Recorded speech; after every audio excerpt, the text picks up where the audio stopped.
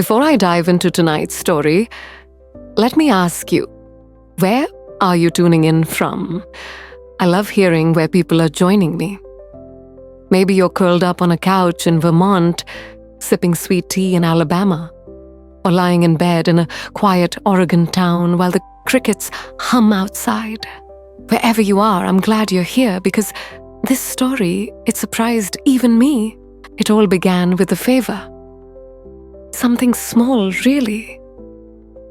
That morning, I was folding laundry, sipping a cup of coffee that had gone cold ages ago, when my phone buzzed. I put it on speaker, and my sister's voice came through.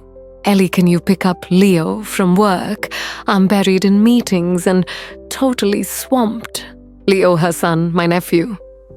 He's 23 now. Tall, wiry, and unfairly handsome in that charming, effortless way that still catches me off guard sometimes. I helped raise him, you know. When he was little, he'd spend spring breaks at my house, trailing me in the kitchen, peppering me with questions about life, love, the world. And then time did what it always does. It rushed ahead. And suddenly, years had slipped through the cracks. We hadn't been alone together in forever. "Sure," I said, without really thinking. "Just send me the address." I threw on a pair of jeans and a sleeveless blouse, nothing glamorous, and headed out. The afternoon sun was pouring honey across the rooftops, casting long, lazy shadows over the streets. I pulled into the lot behind the small electronics store where Leo worked, and there he was, waiting, leaning against a brick wall, thumbing his phone head, tilted in that casual, thoughtful way. When he saw me, he broke into a grin. That same familiar grin he wore the day he caught a frog in my backyard, when he was 8. "Hey, Aunt Ellie," he said, sliding into the passenger seat. "Of course," I replied. "You know I don't mind." We pulled out of the lot and drifted into light conversation. How work was going, why he'd taken a break from college, how my sister was handling the circus of her new job. Just surface talk. But something in his voice, it was quieter, slower, a weight under the words. At a red light, I glanced at him. "You okay, honey? You sound, I don't know, distant." He looked over, hesitated. Then he asked, "Do you ever feel like people only remember the version of you from the past, not who you are now?" It caught me off guard. I looked at him again, really looked. The green light flashed in his eyes, making them look almost golden. All the time I said softly, "You reach a certain age and people stop asking who you're becoming. They just assume you're finished." He nodded. "Exactly, that's exactly how it feels." There was something in his voice, more than frustration, a kind of ache, maybe longing, maybe even grief. He asked if we could take the back road home, one that curved through wooded lanes and quiet older neighborhoods. I turned the wheel and let the silence settle. He exhaled, turning toward the window. Sometimes I wish I had someone to really talk to, not just surface-level stuff, the things that stay in your head too long. But everyone's either too busy or they think I'm being dramatic. His words touched a place in me I hadn't visited in a while. That quiet ache of needing to be understood, of carrying weight alone. After my divorce, I'd become the responsible one, the dependable one, the listener. And somewhere in all that giving, I'd tucked myself away. I glanced at him. Well, I said gently, "You've got me now. I'm listening, Leo." He turned to me, and for a second, Just a breath of time, our eyes met. Not awkward, not inappropriate, just honest, unfiltered. "I've always felt like you saw me," he said. "Even when I was a kid. You didn't treat me like a problem to manage. You made me feel like I mattered." That hit harder than I expected. I eased the car into a gravel overlook, one we used to visit when he was small. A place where the trees opened up to a view of the valley, and the sky always seemed a little wider. The sun had begun its slow descent, spilling streaks of orange, rose, and dusty lavender across the sky. I turned off the engine, letting the stillness take over, and rested my hands gently in my lap. "You do matter, Leo," I said softly, watching the light dance on his face. "And you're not the only one who feels that way." He didn't reply right away. Instead, he looked at me. Not just glanced, he saw me. And there was something in that look that stirred the air around us. Then his voice came cutting gently through the quiet. "There's something I've been wanting to tell you for a long time," he said. My heart gave the slightest flutter. Not fear, not unease, just that instinctive stillness, like the moment before a storm breaks, or the hush before something sacred is spoken. "Okay," I said, "steady, tell me." He laughed once, a nervous, breathy sound. "It's weird. I don't want you to think I'm out of my mind or being disrespectful. You could never be either," I said, leaning in just a little. "Go on." And then he said it. "I've always felt closer to you than almost anyone else in my life. And lately, I've started thinking about you. Not just as my aunt, but as a woman." The words hung there, heavy, fragile, beautiful, and unsettling all at once. I didn't move, didn't flinch, just breathed in slowly as the meaning sank in.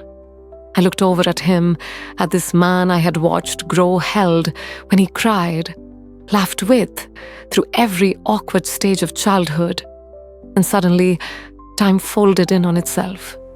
The trees beyond us swayed gently, as if holding their breath. The world was still. He looked down embarrassed. "I'm sorry. That probably sounds terrible." But the truth was, it didn't. It didn't sound terrible at all. I didn't speak right away. My mind was sifting through memories, nights we sat side by side, talking about nothing and everything. The way he always found me at family gatherings, seeking conversation like it meant something. The little details he remembered, even when no one else did. Now here we were, no longer aunt and nephew in the usual way. Just two grown souls in a car, navigating something raw and unfamiliar. "Thank you for trusting me with that," I said at last, my voice steady but tender. He turned to me, quickly surprised. "You're not mad?" "No," I said. "I'm just trying to understand. And the truth is, I felt something shifting too. I just didn't know what to call it." His lips parted, a flicker of disbelief in his eyes. He hadn't expected that. Not at all. Outside, the golden light began to fade into something more muted shadows, stretching across the dashboard, like a curtain being drawn. And I realized that this ride home had turned into something neither of us would forget. We sat in silence. Not the kind that asks to be broken, but the kind that means something has landed. Something irreversible. Though the car wasn't moving, I could feel us crossing some unseen line, drifting into unknown territory. careful, honest, but undeniably different now.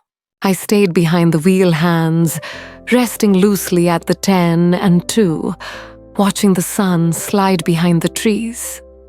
My heart fluttered light and nervous like a leaf, caught in a warm wind. Leo shifted in his seat.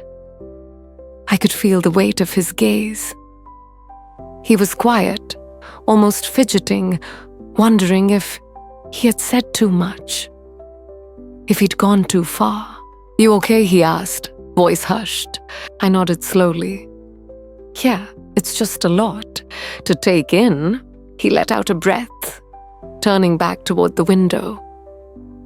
I didn't plan on saying that, it felt right.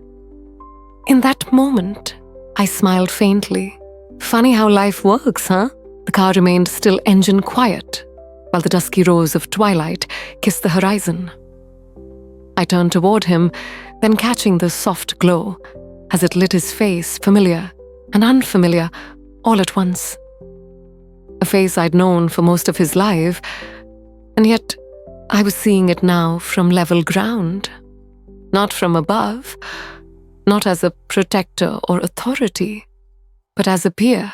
"I think I've been afraid to admit how lonely I've been," I said, barely louder than a whisper. "After the divorce, after everyone moved out." The silence in the house became a second skin. Leo turned to me again, his expression open tender, but not pitying. "Just knowing. I always looked forward to seeing you," he said. "Even after I got older." That never changed. That kind of honesty, it unraveled me. I hadn't been seen like that in a long time. Not just as someone dependable or comforting, but as someone who could still be wanted. Known, and I don't even know when it started, he continued. But over the past couple years, I've thought about you differently. Not in a way I tried to make happen. It just happened. Like something natural I couldn't stop. A soft breeze drifted through the open window, stirring the loose strands of my hair. I reached up to tug them back, my hands trembling just a little. I think part of me already knew I said eyes down, but I pushed it away. I thought, that's not right. That's not how things are supposed to be. Leo looked over again. But who decides what's supposed to be? Isn't it just about what's real? What two people actually feel?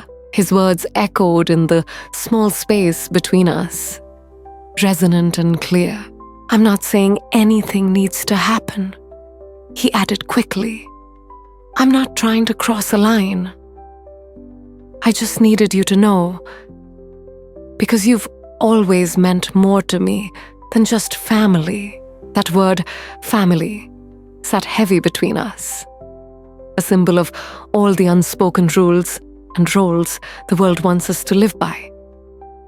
But as I sat, shoulder to shoulder with Leo, this man who had grown into someone gentle and brave, I realized I wasn't thinking about categories anymore.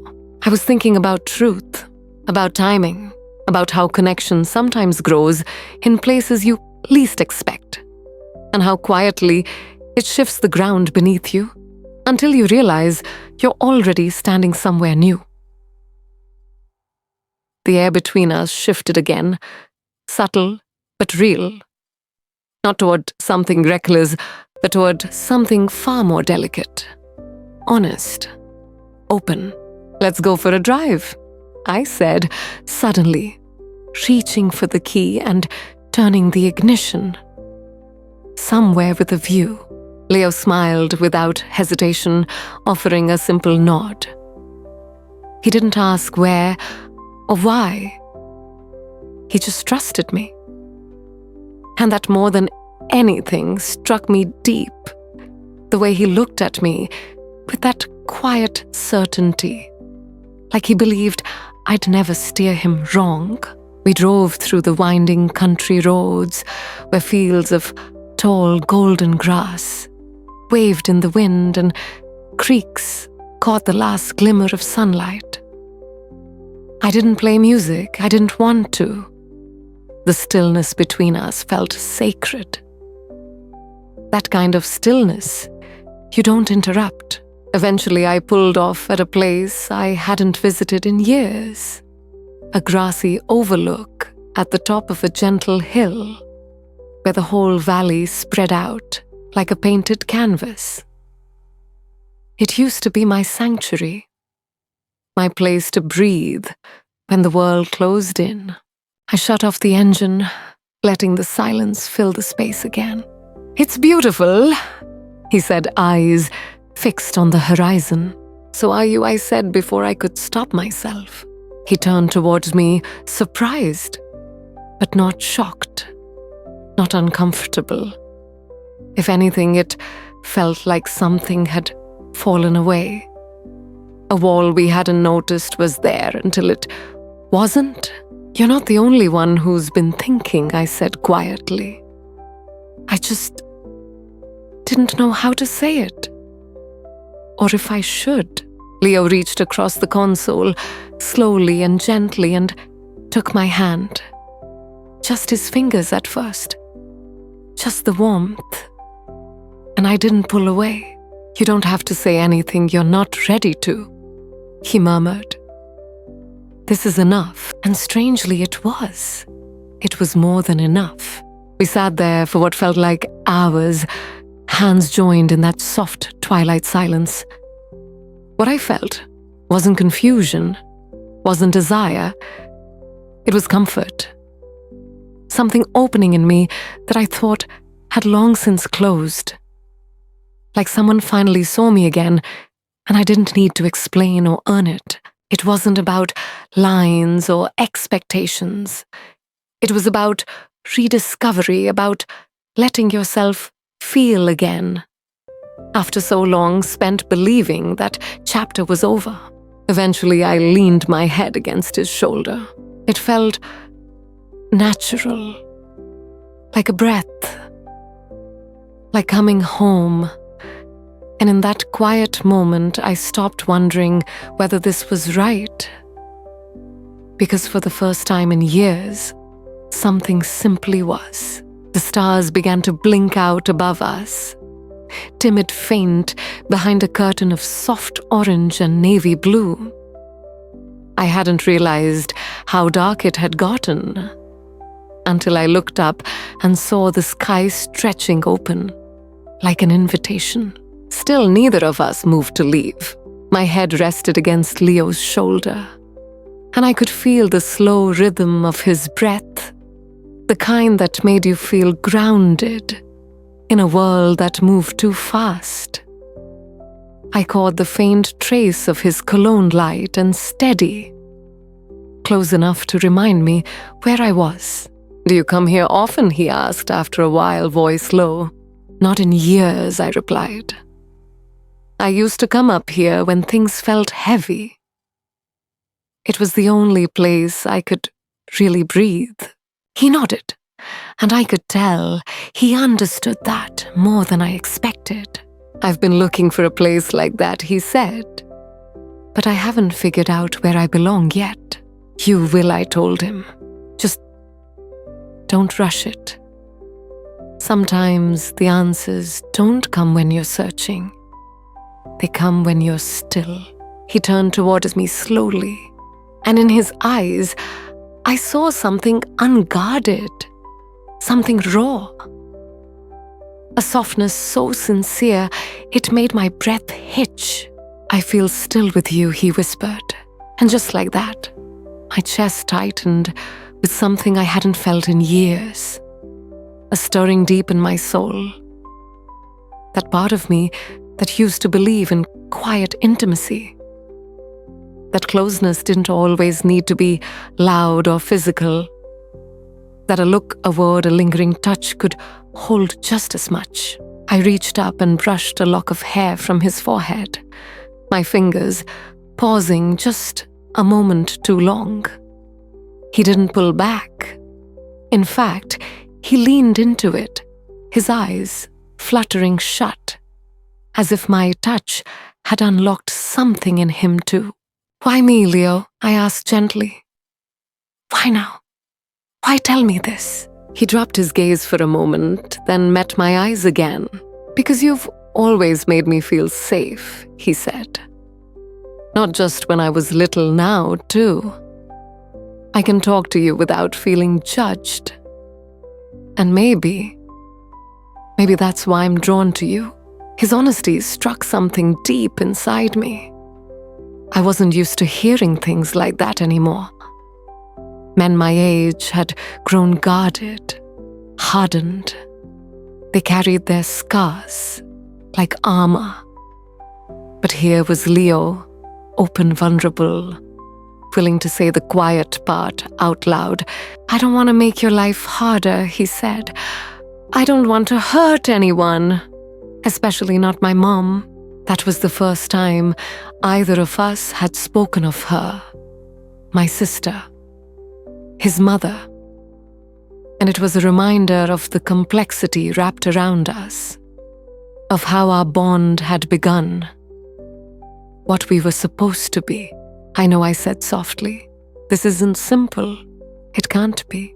But I also can't pretend nothing's happening," he continued. "Because when I'm with you, I feel something I don't feel anywhere else. And I think you do too." I didn't speak right away, because I did feel it, that invisible thread pulling and pulsing between us. But I also felt the weight of family, of responsibility, of the line we hadn't quite crossed. "Leo," I said slowly, "when you said earlier that you see me as a woman, that meant more to me than I expected. But this, whatever this is, I can't step into it lightly. I don't want light," he said, voice unwavering. "I want real, whatever that looks like." His words disarmed me. All the overthinking, all the fear, all the rules faded for a moment. I turned toward him fully, knees angled in his direction, and reached for his hands. Our fingers wove together, like they'd always belonged that way. They were warm, steady and strong, but not forceful. I could feel how much restraint he carried, how much he was holding back to make sure I never felt pressured. "I've spent most of my life taking care of others," I said. And I forgot what it felt like to be chosen. Not for convenience, not for what I could do for someone, but for who I am. He squeezed my hand gently. "I see who you are. I always have." I swallowed the lump rising in my throat.